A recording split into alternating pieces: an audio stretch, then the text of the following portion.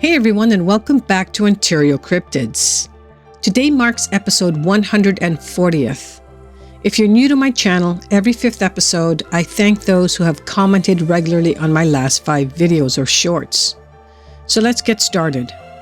A special shout out goes out to Bender, CWL, Diana Clark, Amelia Apocalypse, G Fox, Jor Skinner, Keith Blunt, Mary Carter, and Tom Michael. I sincerely want to thank everyone who leaves a like and comments. Also, thanks to all the recent subscribers and the rest of you who come back each week to watch these episodes. Okay, so today we have a couple of videos to share, and I'll also be sharing a story. So if you have an encounter that you would like to share, then please forward your stories to OntarioCryptids@gmail.com. I would be honored to share your story with like-minded people. Go grab yourself a beverage and get cozy in your favorite spot and sit back and relax.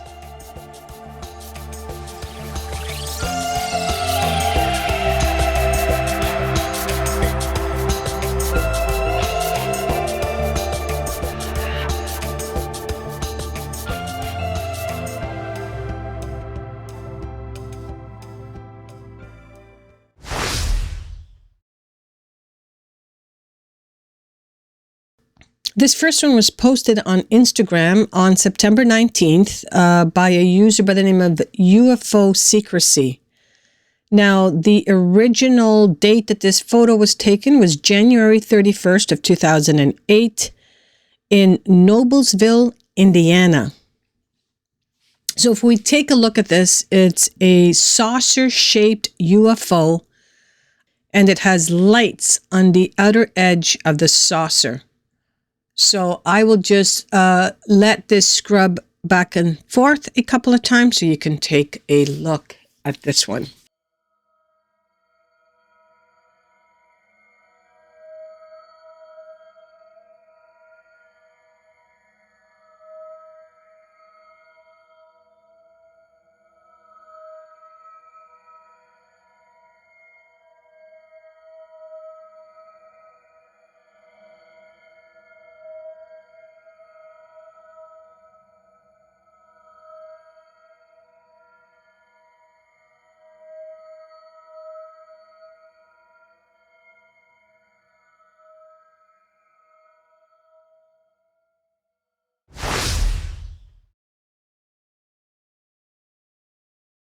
So this one here was titled Sasquatch Spotted in the Remote Mountains of Mission, BC. It was posted to YouTube on July 24th of 2013. I think I've seen it even earlier than this date here, but this one here is courtesy of Legend Tracker. Now, I don't know whether Legend Tracker is the original, which I doubt because it was filmed by a couple of hikers.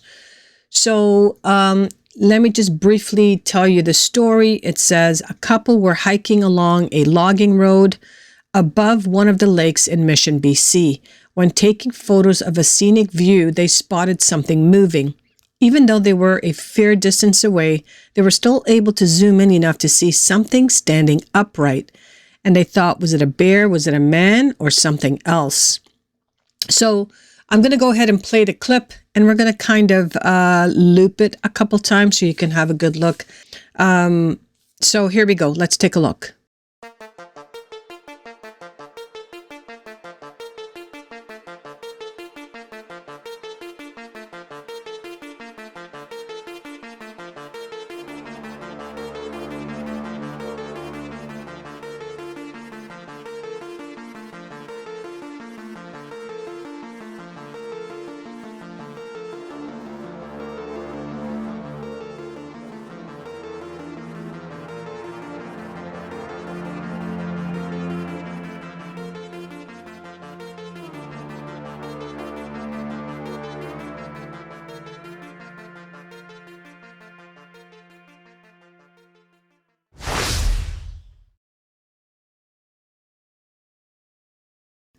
So this one here is special. It's a never before seen clip This was just posted 20 hours ago on Reddit by a user called NoAdiego6743. The only thing that's mentioned here, it is titled Bigfoot Sighting, Ontario, Canada. But it says that this is a screen-recorded video as it was posted in a Facebook site not available to everyone. Wow. So whoever took this, it appears to be they were vacationing. I don't know if they were camping, cottaging, but they're on a boat. And the sad part of this clip is there's no audio to it. When this person did the screen grab, there's no audio. So you don't know what's being said, but oh my God, this is probably one of the best videos I have seen of a Sasquatch walking out into a clearing.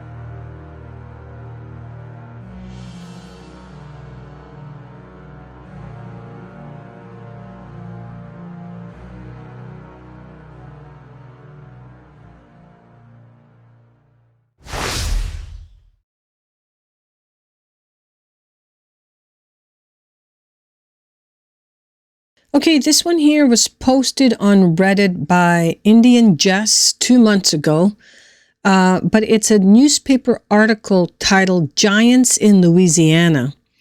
And the article says, skeleton of giant 12 feet high found. So there's no date because the clipping does not show the very top of the page. So unfortunately, I cannot tell when this was printed, but I would probably have to say early 1900s. But in any case, let's read the story.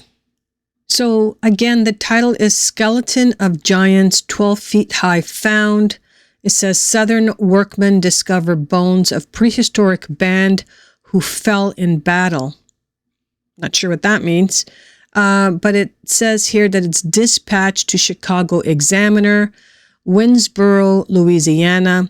Skeletons of a race of giants who averaged 12 feet in height were found today by a workman engaged upon a drainage project at the Crownville near here. There are several score, at least, of the skeletons, and they lie in various positions.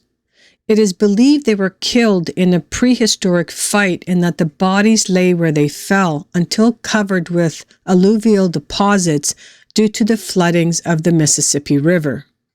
So far, there has been no scientific examination of the bones, but the number of them were brought here, and it seems there is little doubt of the accuracy of the measurements.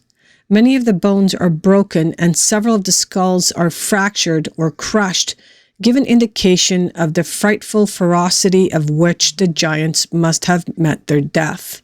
The discovery of these bones is a second important archaeological discovery reported recently in this section of the South. A few days ago, the skeletons of a giant whale was found close to the surface at Jackson, Mississippi.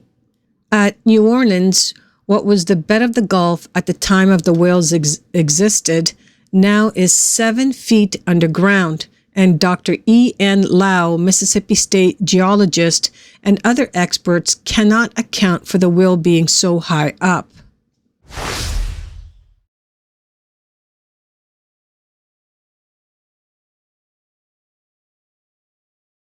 Okay, this is going to be the last one for today. This next one takes place October of 1975, and we're going to be heading to Whatcom County, Washington. In the fall of 1975, a police officer answered a prowler call told of encountering a Sasquatch. The officer was a sergeant at the Lummi Indian Reservation in Washington State. Throughout the early part of October, he, along with other officers, had answered several questions concerning some creature that made loud noises in the vicinity of the houses, and there has been 4 reports of hairy bipeds being seen. On one occasion, the captain of the police force had shot with his revolver at an animal he saw in the bush behind a field that appeared to be 6 feet tall and hair-covered. The description given indicated that more than one creature was being seen, although not more than one at a time. Then again, on October 23rd, around 7:30 p.m., the same sergeant was called to a home where something had been heard pounding on the back wall. The woman who lived there had gone next door to her son's home, and there was no prowler in sight. But something had apparently torn a plastic cover off a back doorway, and there was a broken window. At 2:20 a.m. the same night, something was again reported behind a house, and when the sergeant arrived, along with several other people, their spotlight quickly picked up what looked like a very large ape standing in the backyard. While someone else held the light on it, the sergeant walked up within 35 feet of the animal, which crouched down but made no attempt to run. There they stayed for many minutes while the sergeant wondered what to do next. He had a shotgun loaded with a buckshot, but he was not sure if this thing was some kind of human, and if it wasn't, he was not sure how much buckshots it could take. He noted afterwards in his report that it was black in color, would stand about 7 to 8 feet tall, and appeared to have no neck. It was covered with short hair except on the face. He could see no ears. The eyes were small. It appeared to have 4 teeth larger than the others, 2 upper and 2 lower. Its nose was flat, and he could see the nostrils. By that time, there were 7 people there, all of whom could see the thing, although only 2 others had approached close to it. Then there were noises heard off in the dark on both sides, and the men with the spotlight swung it off to the right and called that there was another one over there. At that point, the sergeant decided to return to his patrol car. All right, guys, that's going to be it for today. I hope you guys enjoyed this episode. I hope you guys enjoyed that last video clip because, wow, was that ever awesome.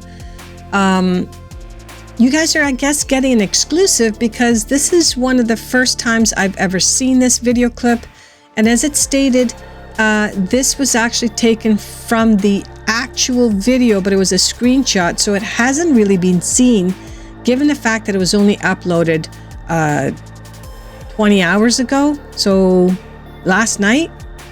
And I would like to thank No Adagio 6743 for posting this on Reddit so that I can bring this to you guys today. I hope you guys enjoyed this exclusive Ontario Sasquatch video clip. I think that's what I'm going to call it, exclusive. So as I stated before, I'm going to be doing a little bit of a new format. I'm going to try and talk less in the beginning, just get to the stories, and then in the end I will do my normal conversational piece and add anything that may be coming up. So any updates and my thoughts on the story or videos that may be showing. Anyways, guys, if these stories reminded you of an encounter that you may have had and would like to share, then please forward your stories to OntarioCryptids@gmail.com. I would be honored to share your story on this channel. Thank you all for listening until the end. I truly appreciate it. Please hit the like button on your way out and smash that subscribe button if you're new to my channel. Have yourselves a great weekend, and I hope to see you all next week right here on Ontario Cryptids.